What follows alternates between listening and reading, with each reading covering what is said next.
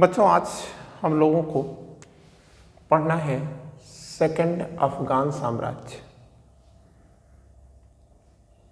First Afghan साम्राज्य, जैसा आप जानते हैं कि लोदियों के काल को फर्स्ट अफगान साम्राज्य कहा जाता है और यह है सूर राजवंश। सूर राजवंश को हम लोग क्या कहते हैं? सेकंड अफगान साम्राज्य कहते हैं। अब हमको एक चीज याद रखना होगा कि सूर साम्राज्य का संस्थापक कौन है या राजवंश का संस्थापक कौन है। तो आप बोल दोगे कि सर शेरशाह सूरी है।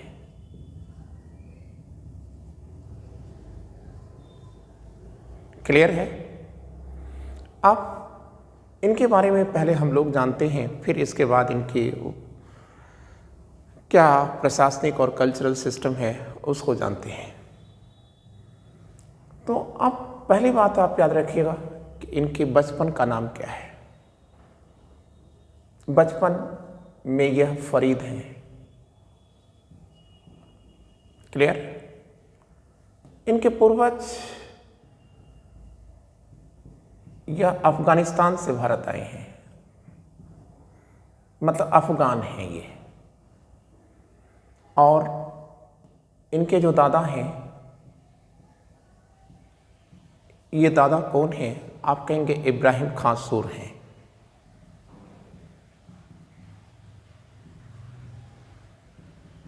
खां सूर हैं और ये क्या करते थे? आप कह सकते हैं कि मूल रूप से ये घोड़े के व्यापारी हैं। ठीक है, घोड़े के ये व्यापारी हैं। और यह घोड़े का व्यापार किसके साथ करते थे? आप कहेंगे कि सर प्रथम अफगान साम्राज्य, या आप कह सकते हैं कि लोदियों के साथ ये करते थे। तो लोदियों ने इनको कुछ दिया था इस व्यापार के बदले, और वो क्या थी? हिसार की जागीर दिया था। ठीक है बच्चों, कौन सी जागीर दिया है? तो आप कहोगे कि सर हिसार की जागीर दिया है। इनके जो पिता हैं वह हसन हैं। क्लियर? और हसन को कहाँ की जागीर मिली थी? आप कहेंगे कि सर सहसाराम की जागीर मिली थी। सहसाराम भी कर लीजिएगा और ख्वासपुर भी कर लीजिएगा। सहसाराम और ख्वासपुर की जागीर इनको मिली हुई थी। जहाँ तक जन्म की बात है, शेरशाह सूरी या फरीद के जन्म की बात है, तो ये 1486 में जन्मे थे। कहाँ जन्मे थे? आप कहेंगे हिसार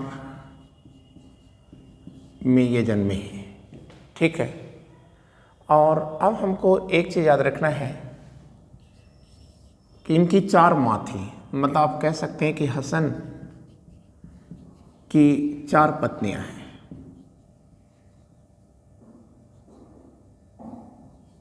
चार पत्नियां हैं। तो जो पहली पत्नी है इनकी, वह सबसे बड़ी है। तो बड़ी पत्नी से किसका जन्म हुआ था? फरीद का जन्म हुआ। और जो छोटी पत्नी है, इससे 2 बच्चों का जन्म हुआ था। और वो बच्चे कौन हैं? एक तो है सुलेमान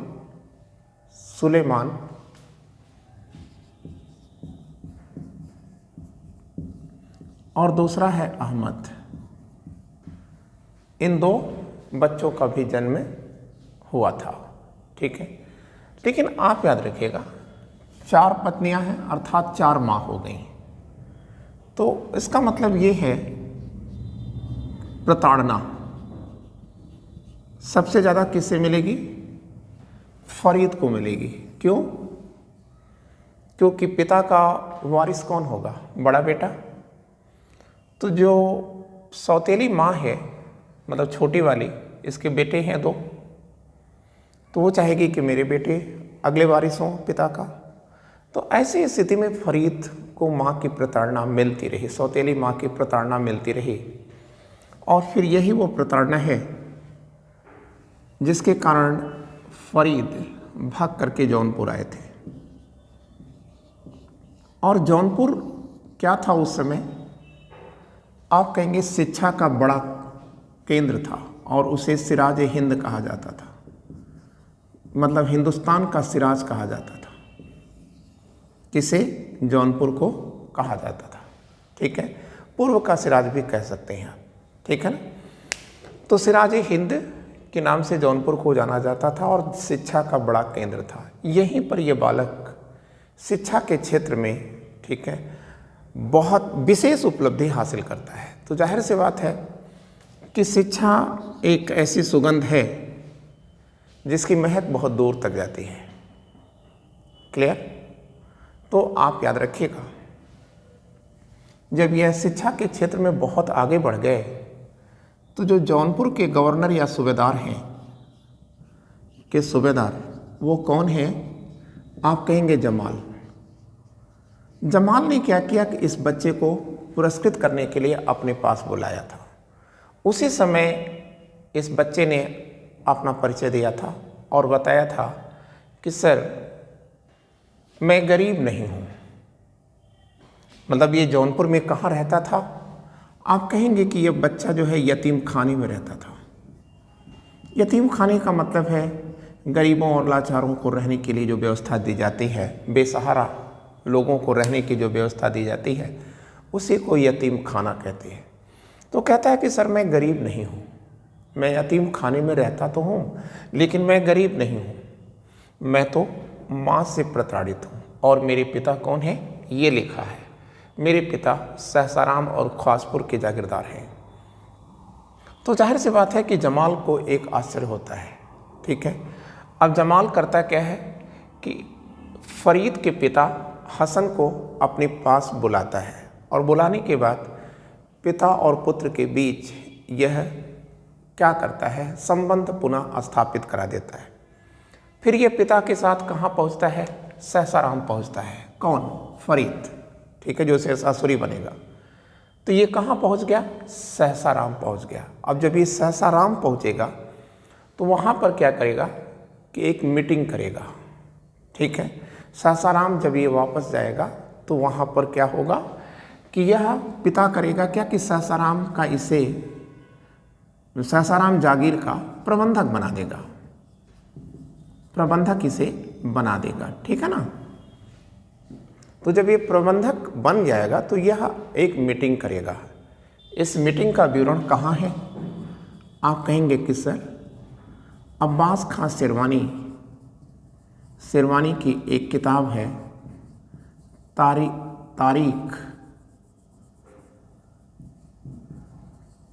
तारीख ए। क्या है? शेरशाही। तारीख ए शेरशाही। तो उसमें वह अधिकारियों और कर्मचारियों को, जो राजस्व से संबंधित अधिकारी और कर्मचारी हैं, उनसे कहता है कि देखो, जब तुम कर निर्धारण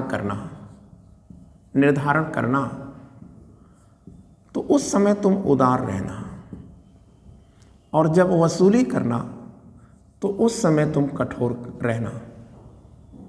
ठीक है, मतलब तखसीसी के समय उदार रहो और तहसीली के समय क्या कर जाओ? कठोर हो जाओ। तो इससे क्या आएगा? हमारे राजकोष में पैसा आएगा, में धन आ गया। अब जब ये धन आएगा तो इस धन का प्रयोग हम लोग कहाँ करेंगे? विकास के लिए करेंगे और तुम्हारे वेतन वृद्धि के लिए करेंगे। तो इससे मेरा नाम होगा और तुम्हारी समृद्धि बढ़ेगी। ठीक है, तो जो राजस्व अधिकारी हैं, कर्मचारी हैं, ये इससे बहुत खुश होंगे और वो लोग करेंगे क्या? मेहनत के साथ कार्य करेंगे। तो इससे क्या होगा? जाहिर सी बात है कि इससे ये जो फरीद है इसका नाम बढ़ेगा। तो जब ये नाम बढ़ेगा, लोकप्रिय होगा, तो इसकी माँ को पुनः क्या होगा? ठीक है, एक प्रॉब्लम आएगी ना। ठीक है, इसकी माँ को ईर्ष्या आएगी ना। तो माँ की प्रताड़नाओं से यह पुनः जब उठता है तो ये कहता है कि लो, छोड़ देता है अपनी जागीर को, ये छोड़ देता है। और छोड़ के कहाँ चला जाएगा? इस बार वो जाएगा दिल्ली। ठीक है। तो आइए अब हम लोग देखते हैं कि फरीद उर्फ शेर शाह सूरी, ठीक है, ये कहाँ है। तो हम देखते हैं दिल्ली में है। दिल्ली में वो क्या कर रहा है, तो आप कहेंगे कि सर दिल्ली में वह सुल्तान इब्राहिम लोदी से मिलता है,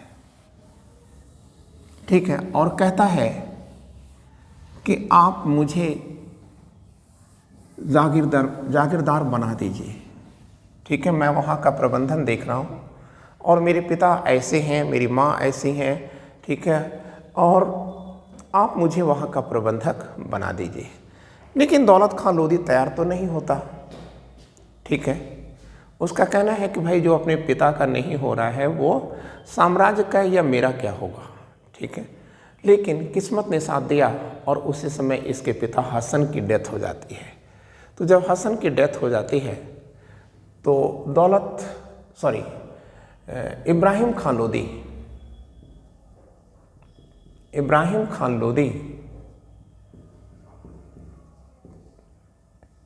क्या करता है, और ठीक है ना, इब्राहिम खान लोदी क्या करेगा, एक ऑर्डर देगा, एक पत्र देगा, और इस पत्र में क्या होगा, इस पत्र में शेर शाह सूरी को, या आप कह सकते हैं फरीद को, सासाराम का जागीरदार बनाया गया है। क्लियर। और दक्षिण बिहार के जो सूबेदार हैं या गवर्नर हैं वो कौन है, बहार खां हैं, ठीक है। बहार खां पूरा नाम लिखेंगे तो लोहानी हो जाएगा, बहार खां लोहानी। तो बहार खां लोहानी को निर्देश भी दिया गया है कि आप इस बच्चे को कहाँ पर स्थापित करा दें, इस बच्चे को आप इसकी रियासत में आप स्थापित करा दें, ठीक है। और इस चिट्ठी को जब ले करके वो कहाँ जाएगा, इस चिट्ठी को ले करके वह जाएगा, कहाँ पर जाएगा, अपनी रियासत में पहुँचेगा, ठीक है ना। तो जब ये अपनी रियासत में पहुँचेगा तो इसके भाई जो सुलेमान है, ठीक है, सौतेला भाई सुलेमान, ये इसे नष्ट कर देगा, मतलब अपमानित भी करता है। फिर ये कहाँ जाएगा, बहार खां लोहानी के पास पहुँच जाएगा कि आप मुझे शिफ्ट कराइए। क्लियर। तो उस समय बहार खां कहता है कि देखो, ठीक है, अभी परिस्थितियां ठीक नहीं हैं क्योंकि बाबर का आक्रमण होने वाला है, ठीक है। क्लियर। किसका, ज़हीरुद्दीन मोहम्मद बाबर या मुग़ल संस्थापक बाबर का आक्रमण होने वाला है। तो ऐसी स्थिति में ये करता क्या है, ये बहार के यहाँ ही रहने लगता है, और बहार का जो बेटा है, बहार का बेटा जलालुद्दीन, उसी के शिक्षक के रूप में काम करने लगता है। यहाँ पर भी इसका यश काफ़ी बढ़ता है, लोग इससे ईर्ष्या भी करने लगते हैं, ठीक है। और एक दिन जब वो जलालुद्दीन के साथ, ठीक है, या जलाल के साथ, ठीक है, क्या कर रहा था, शिकार पर गया था। तो उस शिकार के दौरान इसने एक शेर को मार दिया था, एक शेर को मारा। तो जब शेर को मारा तो बहार खां लोहानी ने इसे कौन सी टाइटल दे दिया, शेर खां की टाइटल से इसे विभूषित कर दिया, ठीक है। लेकिन आप याद रखिएगा, पानीपत का पहला युद्ध हो जाता है और पानीपत के युद्ध के बाद, ठीक है, परिस्थितियां बदल जाती हैं। सुल्तान इब्राहिम लोदी ये मार दिए जाते हैं, ठीक है। और फिर क्या है, बाबर अपनी सत्ता को स्थापित करने में प्रयत्नशील हैं। इसी का मौका उठा लेते हैं बहार खां लोहानी और ये अपने को दक्षिण बिहार में सुल्तान घोषित कर देते हैं, ठीक है। तो इन परिस्थितियों में शेर खां ये अपनी रियासत सासाराम को वापस आया था, ठीक है ना। लेकिन भाइयों ने कोई इसको महत्व नहीं दिया। तो जब ये इसको महत्व नहीं मिला तो अब ये शेर खां जौनपुर पुनः आएगा, ठीक है। जौनपुर आया और जौनपुर में इसने जुनैद बरलास से, ये मुग़ल गवर्नर हो चुका है, ठीक है। जुनैद बरलास, मुग़लों की सत्ता स्थापित हो चुकी है, ठीक है। 1526 का ये 27 का ये वर्ष है। और जुनैद बरलास से वह सहयोग मांगता है। जुनैद बरलास के सहयोग से वो सासाराम पर अधिकार भी कर लेता है, लेकिन अपने भाइयों के प्रति मर्सी दिखाते हुए इसने क्या किया, छोड़ दिया। और इसी जुनैद बरलास के साथ यह बाबर के पास चला जाता है और पुनः ये करता क्या है, कालिंजर के युद्ध में, ठीक है, यह किसके साथ लड़ता है, बाबर के साथ, ठीक है, बाबर के पक्ष में ये लड़ता है। लेकिन बाबर अपने जो वजीर हैं निजामुद्दीन अली, उनसे कहता है कि देखो ये लड़का जो है ये कुछ स्वाभिमानी सा लड़का है, ठीक है, और ये हमारी बातों पर ध्यान नहीं देगा और मौका पाते ही यह स्वतंत्रता की बात करेगा। तो ऐसी सोच वाले आदमी से तो कभी भी हत्या की जा सकती थी। तो अब पुनः यह कहाँ जाएगा, भाग जाएगा, ठीक है ना। कौन, शेर खां, यह पुनः भाग करके जाता है, ठीक है, और पुनः पहुंचता है दक्षिण बिहार में बहार खां लोहानी के यहाँ। लेकिन तब तक लोहानी की मौत हो चुकी थी, क्लियर ना। ये लोहानी मर चुका था और उसकी जो विधवा है, ठीक है, ये विधवा अपने बेटे जलालुद्दीन की संरक्षक के रूप में शासन कर रही थी, ठीक है। तो ये दक्षिण बिहार का वजीर बन जाता है और इसी वजीर के पद पर रहते हुए इसने अपना निर्माण किया था, ठीक है ना, क्लियर। और निर्माण करते हुए इसने चुनार से कि जो चुनार में जो शासिका थी वो कौन थी, लॉर्ड मलिका थी, वो भी एक विधवा थी। फिर उन्हीं से वो विवाह करके अपने आप को ताकतवर कर लेता है, ठीक है। अब हम लोग देखते हैं कि यह सुल्तान कैसे बनता है, ठीक है। तो बच्चों ये जो तो सुल्तान बनता है उसकी अपनी एक अलग मैटर है। तो आपको हमने इसके पहले का जो क्लास था वहाँ बताया था चौसा का युद्ध, चौसा का युद्ध जब हम हुमायूं पढ़ रहे थे तो वहाँ हमने आपको बताया था कि चौसा का युद्ध क्या हुआ था। तो हमने आपसे बताया था कि देखो सर, जो चौसा का युद्ध है, ठीक है, ये कब होता है, 26 जून को होता है, 1539 को होता है। चूँकि हम इसे बता चुके हैं हुमायूं के मैटर में, आप चाहें तो उसे रिप्ले कर सकते हैं, ठीक है। और 26 जून 1539 को यह चौसा का युद्ध होता है, दो लोगों के बीच में हो रहा है, शेर खां और किसमें, हुमायूं के बीच। और ये चौसा का युद्ध कौन हार गया, हुमायूं हार गया था, हुमायूं हारा था, ठीक है। अब शेर खां ने क्या किया था कि इसी अवसर पर इन्होंने अपनी उपाधि धारण कर लिया था, अपना नाम बदल लिया था और वो क्या हो गए थे, शेरशाह सूरी हो गए थे, क्लियर। लेकिन अभी इन्होंने खुद को सुल्तान घोषित नहीं किया है, ठीक है। अब चौसा युद्ध के बाद एक और युद्ध आपको हमने बताया था, और वो युद्ध क्या था बच्चों, तो हमने कहा था कि वह युद्ध था कन्नौज का युद्ध या बिलग्रामी का युद्ध। ये भी बता चुका हूँ, बिलग्रामी युद्ध या कन्नौज का युद्ध, ठीक है ना। ये कब होता है, तो हमने आपको बताया था कि देखो सर, यह जो होता है यह मई में होता है, 17 मई 1540 को होता है। ये ये जो डेट है ये किताबों में वैरी करती रहती है, ठीक है ना, ये वाली डेट। अब यहाँ पर आप देखिए बिलग्रामी का युद्ध या कन्नौज का युद्ध 17 मई 1540 लिखा गया है।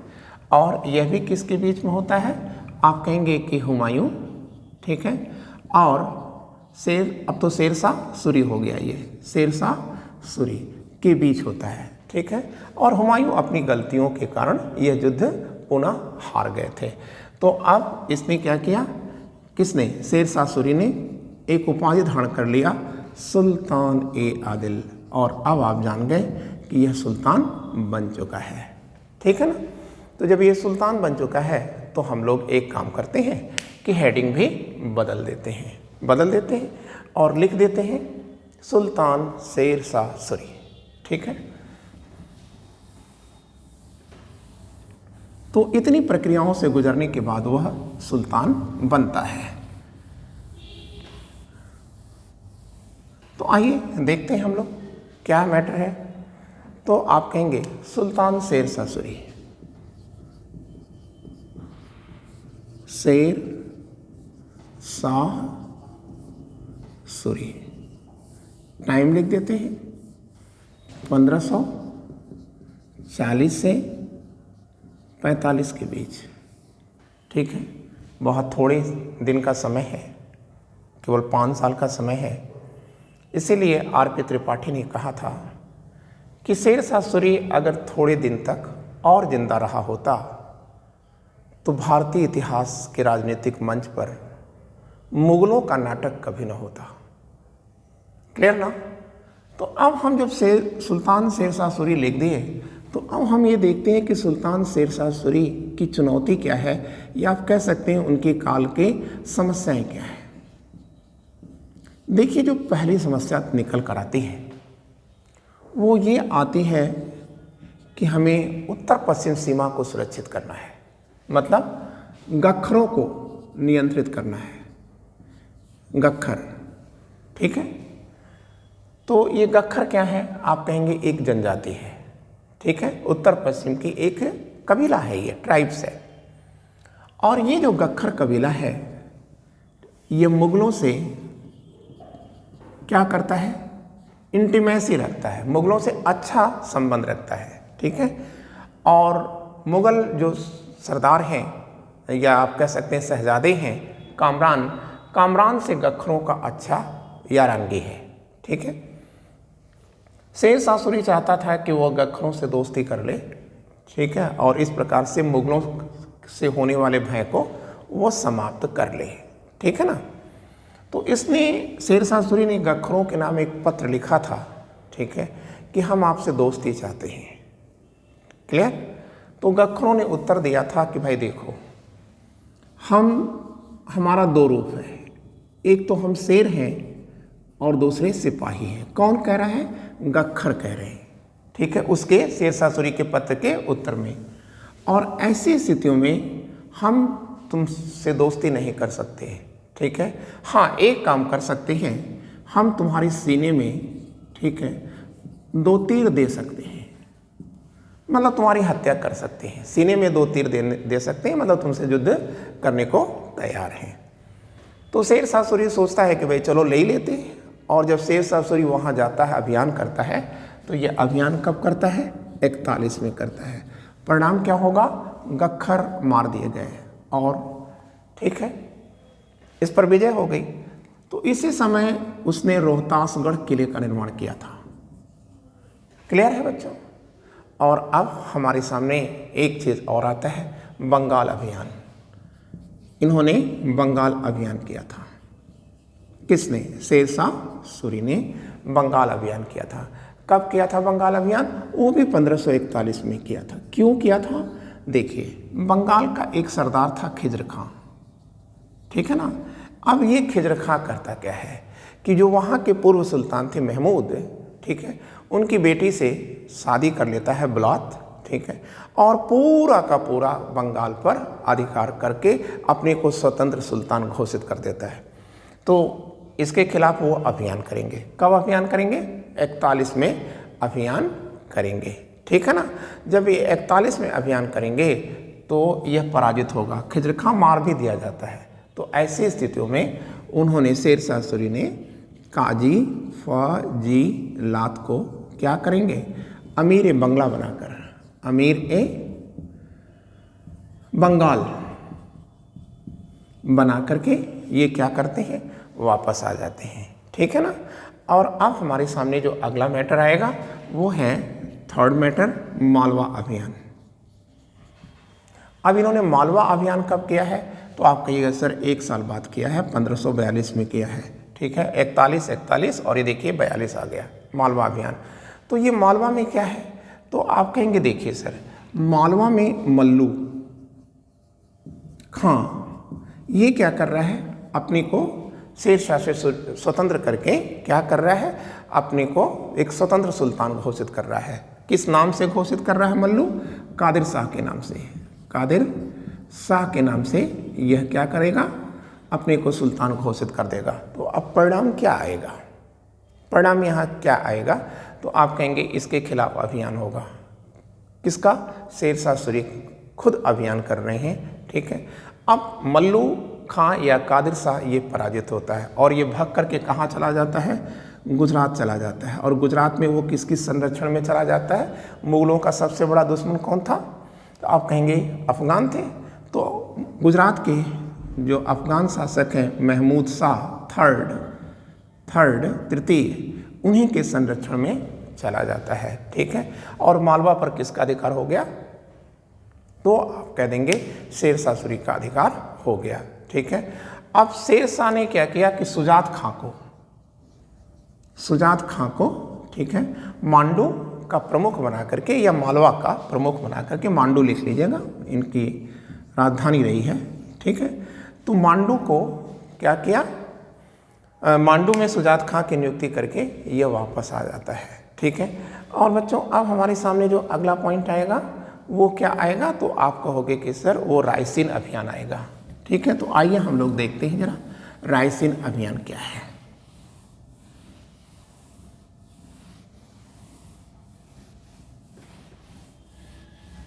तो देखिए हम लोग पढ़ते हैं रायसीन अभियान।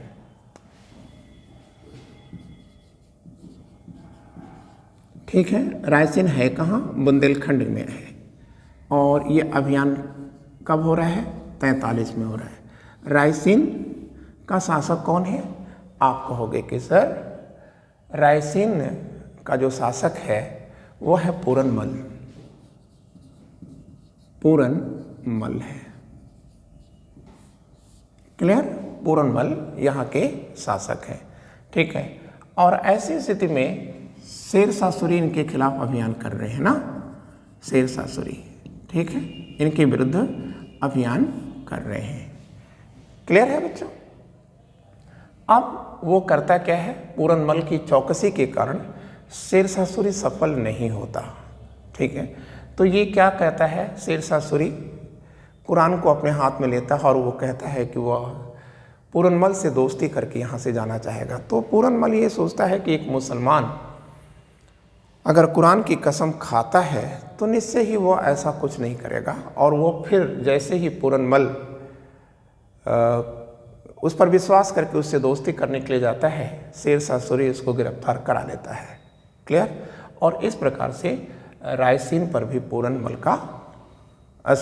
रायसीन पर भी शेर शाह सूरी का अधिकार हो चुका है। और ये विवरण कहाँ है, अब्बास खां शेरवानी ने, ठीक है, अपनी किस किताब में दिया है, तो आप कहेंगे कि सर तारीख़े शेरशाही में दिया है।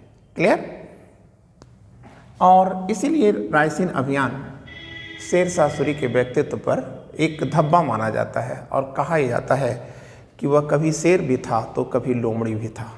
ठीक है ना। और अब आइए हम लोग देखते हैं मारवाड़ अभियान। ठीक है, तो जो मारवाड़ अभियान के दौरान ही इसने चित्तौड़ पर भी अधिकार कर लिया था। ठीक है ना। तो सबसे पहले हम ये देखते हैं मारवाड़ अभियान इसने कब किया था, शेर शाह सूरी ने 1544 में किया था। ठीक है ना। अब यहाँ का शासक कौन है, मालदेव। और ये जो युद्ध है ये 2 चरण में लड़ा गया है, फर्स्ट फेज और सेकंड फेज। तो आप याद रखिएगा पहले चरण में और दूसरे चरण में, 2 चरणों में यह युद्ध लड़ा जाता है। मेरे प्यारे बच्चों, आप याद रखिएगा कि जो पहला फेज है इसमें शेर शाह सूरी मालदेव से हार जाता है। ठीक है ना। तब वो करता क्या, एक फर्जी पत्र लिखता है।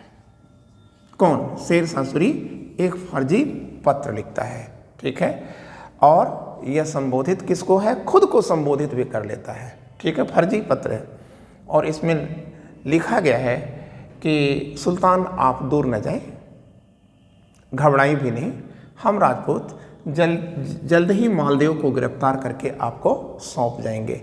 और वह फर्जी पत्र वह मालदेव के कैंप के पास गिरवा देता है। ठीक है, तो ऐसी स्थिति में राजपूतों में आपस में ही संघर्ष हो गया और उसी का फायदा उठा करके, ठीक है, शेर शाह सूरी ने मारवाड़ पर अधिकार कर लिया था। ठीक है, और अधिकार तो कर लिया जरूर, लेकिन राजपूतों की वीरता से वो इस कदर प्रभावित हुआ था। ठीक है, कौन, शेर शाह सूरी राजपूतों की वीरता से इस प्रकार प्रभावित हुआ था कि उसने कहा था कि हे अल्लाह, मैं एक मुट्ठी बाजरे के लिए अपने संपूर्ण हरे भरे साम्राज्य को खो जाता अगर ये ना होता, तो ये फर्जी काम ना होता तो। ठीक है, और अब हम लोग बच्चों अगला पॉइंट देखेंगे, और वो अगला पॉइंट हमारा क्या होगा, आप कहेंगे कि सर अंतिम अभियान है शेरशाह सूरी का, कालिंजर अभियान है। ठीक है, तो आइए हम लोग देखते हैं कालिंजर, ठीक है,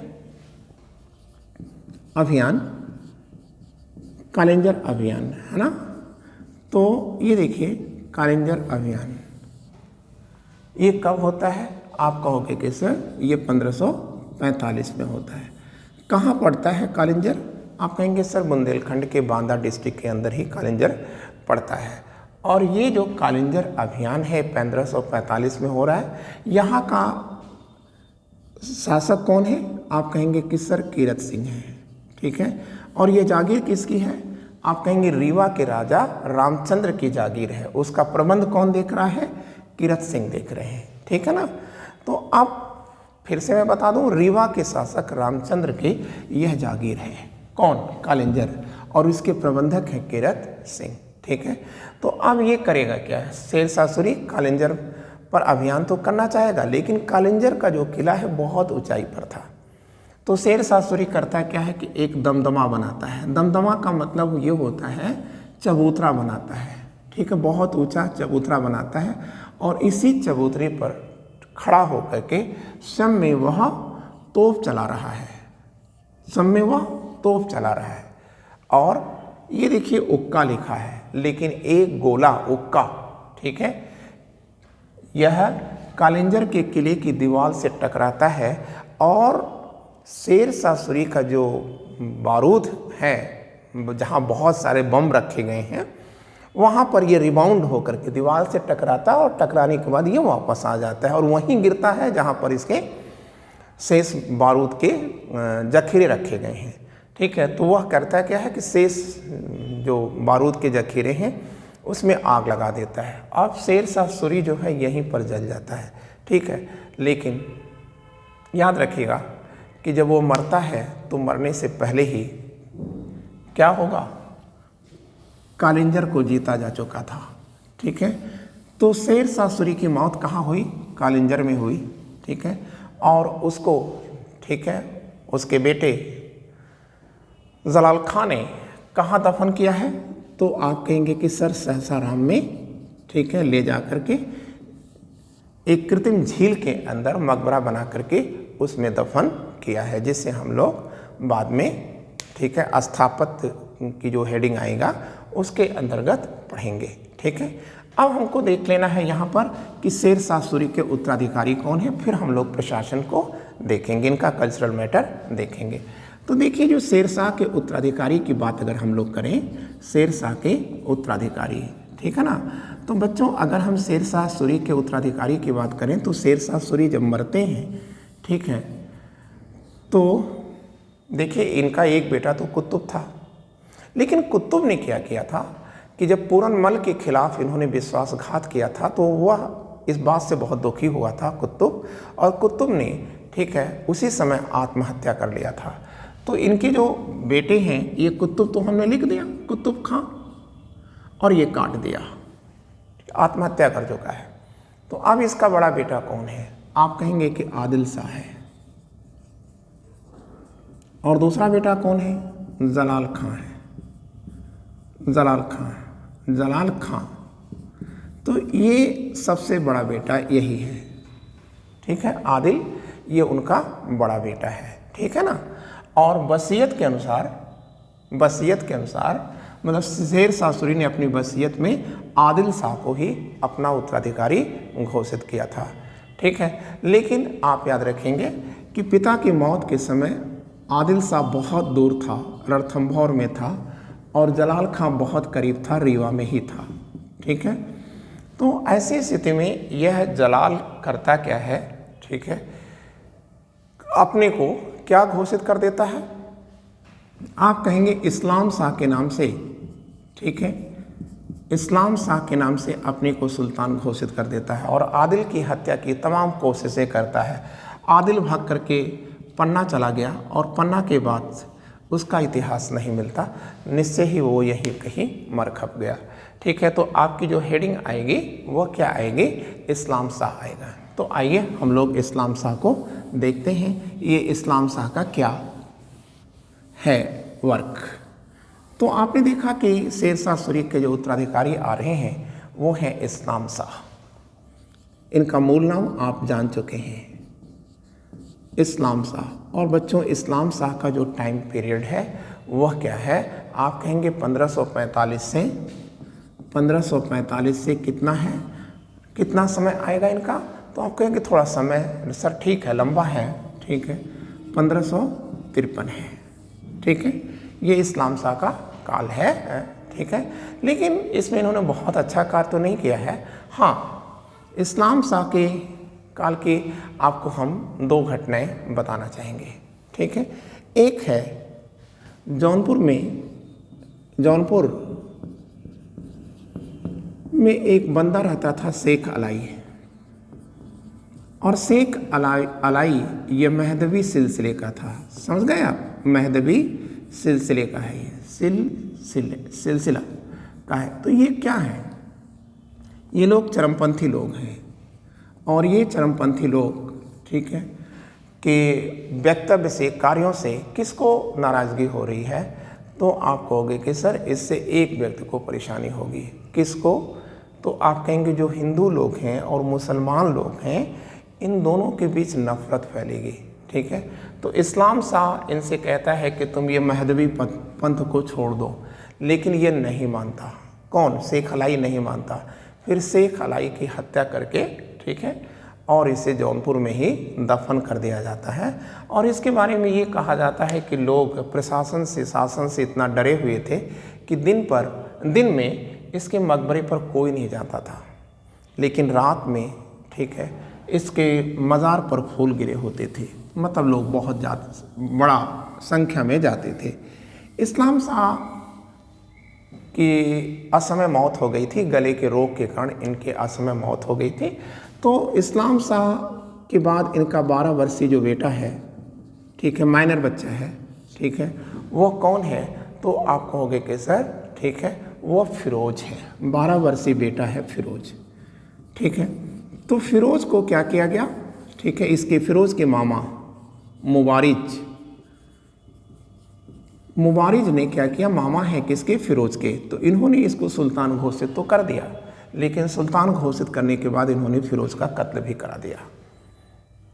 ठीक है, अब चूंकि कोई वारिस नहीं बचा, और ऐसी स्थिति में यही मुबारिज है, ठीक है, जो आदिल शाह के नाम से, ठीक है, सुल्तान बन जाता है। मुबारिज ही आदिल बनता है, आदिल शाह के नाम से, ठीक है, ये क्या बन रहा है, सुल्तान बन रहा है। कब बन रहा है, तो आप कहेंगे कि सर 53 से लेकर के 55 तक का ये दौर है इनका।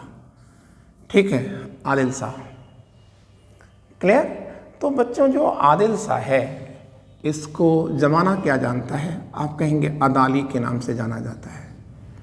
ठीक है, क्लियर। अदाली का मतलब होता है बड़ा मूर्ख या महामूर्ख। ठीक है, तो इतनी शानदार संज्ञा कैसे विभूषित कर दी गई, क्योंकि देखिए, इसलिए कहा जा रहा है कि देखिए जो आदिल शाह है, ठीक है, इसी का, पहले तो आप याद रखिएगा कि इसी का सेनापति है हेमू या हेमचंद्र। ये एक हिंदू बनिया है हेमचंद्र, जो रेवाड़ी की बाज़ार में नमक का व्यापारी था। ठीक है, रेवाड़ी की बाज़ार में ये नमक बेचता था, लेकिन अब हेमू क्या कर रहा है, ठीक है, कि यह आदिल शाह का सेनापति बनता है। लेकिन हमको एक बात याद रखना होगा कि आदिल शाह के काल में चुनार में ताज खां नाम के एक सरदार ने बगावत कर दी थी। क्लियर। तो खुद सुल्तान आदिल शाह, ठीक है, इस बगावत का दमन करने के लिए आते हैं। ठीक है, कहाँ आ रहे हैं, चुनार आ रहे हैं। तो आप ये बताइए, जब सुल्तान खुद ही चुनार आ गए तो दिल्ली तो खाली है ना, दिल्ली और आगरा की ये जो कुर्सी है ये खाली है, और इसी का फ़ायदा उठा लेता है कौन, ठीक है, सुल्तान आदिल शाह का जो चचेरा भाई है, और वो कौन है, इब्राहिम। तो इब्राहिम ने शम को दिल्ली और आगरा का सुल्तान घोषित कर दिया। ठीक है, तो ऐसी स्थिति में आदिल शाह कहता है कोई बात नहीं, ठीक है, तुम वहाँ रहो जाओ, मतलब उसको छोड़ देता है, कोई इसका विरोध नहीं करता और खुद कहाँ से शासन करने लगा, चुनार से ही यह शासन करने लगा और ये इसका भाई इब्राहिम यहाँ से शासन करने लगा। तो ऐसी स्थिति में इसकी मूर्खता है या नहीं? अब इसकी मूर्खता का ही परिणाम था कि पंजाब में कौन है, पंजाब देखते हैं, पंजाब में शेरशाह सूरी का भतीजा है। ठीक है, पंजाब में कौन है, आप कहेंगे शेरशाह सूरी का भतीजा है और वो भतीजे का नाम क्या है, अहमद खां। और यही अहमद खां पंजाब में अपने को सिकंदर सूरी के नाम से है। ठीक है, किस नाम से, आप कहेंगे कि सर सिकंदर सूरी के नाम से, ये क्या करेगा, सिकंदर शाह सूर के नाम से कर लीजिए आप। ठीक है, सिकंदर सूरी या कर लीजिए सिकंदर शाह सूर। ठीक है, ये अपने को सुल्तान घोषित कर देता है। ठीक है, तो अब पंजाब में घोषित कर रहा है, लेकिन इब्राहिम को हटा करके वह दिल्ली और आगरा का भी सुल्तान बन जाता है। ठीक है ना, तो आप ये देखिए, आपको हेडिंग डाल देनी चाहिए सिकंदर शाह सूर या सिकंदर सूरी। ठीक है, सिकंदर शाह सूरी। तो आइए हम लोग डाल देते हैं सिकंदर शाह सूर। ठीक है, ये कब से शासन कर रहे हैं, 53 से 55 तक है, 55 तक है सिकंदर शाह सूर। ठीक है, तो अब इसी सिकंदर शाह सूर से हुमायूं का 2 युद्ध हुआ था, एक मच्छी वारा का युद्ध और दूसरा कौन सा युद्ध है, सरहिंद का युद्ध। ठीक है, हमने आपको हुमायूं वाले मैटर में पूरा बताया था। मच्छीवाड़ा का युद्ध ये देखिए, ये 12 मई को होता है, 1555 को होता है। और सरहिंद का जो युद्ध होता है वो कब होता है, यह जून में होता है, 22 जून को होता है 1555। ठीक है, तो हमने आपको बताया था, यहाँ से पहले देख लेते हैं मच्छीवाड़े के युद्ध में। मच्छीवाड़ा का जो युद्ध है, इसको सिकंदर सूर के 2 सेनापति हैं, तातार और नसीब, और इधर हुमायूं के सेनापति हैं बैरम खां। ठीक है, इनसे युद्ध होता है और इसमें तातार और नसीब दोनों मार दिए गए थे और हुमायूं के सेनापति या हुमायूं ने, ठीक है, मच्छीवाड़ा का युद्ध जीत लिया था। फिर इसके बाद इन्होंने सरहिंद का युद्ध लड़ा था, किसके साथ, तो आप कहेंगे कि सर घोषित तो सेनापति अकबर हैं, लेकिन रियल सेनापति बैरम खां ही हैं। और इधर आप दिखा देंगे सिकंदर सूर है। ठीक है, क्लियर। और इधर आप दिखा दीजिए, अकबर लिखना चाहें तो अकबर कर लिए, आप सीधे बैरम कर लिए। और इसमें सिकंदर सूर हार गए थे और इसी के साथ सूर सत्ता समाप्त हो गई थी। और 23 जुलाई को, 23 जुलाई, ठीक है, 1555 को हुमायूं की पुनर्वापसी हो गई थी। ठीक है ना, तो आपने देखा कि हमने सूर साम्राज्य को, ठीक है, बहुत ही हंसते हुए इस बात को ख़त्म कर दिया है। ठीक है, अब हमारे पास यहाँ टॉपिक जो बचता है वो है सूर प्रशासन। ठीक है, तो बच्चों सूर प्रशासन का मैटर, ठीक है, अब हम लोग शुरू करते हैं। ठीक है ना, तो आइए देखते हैं।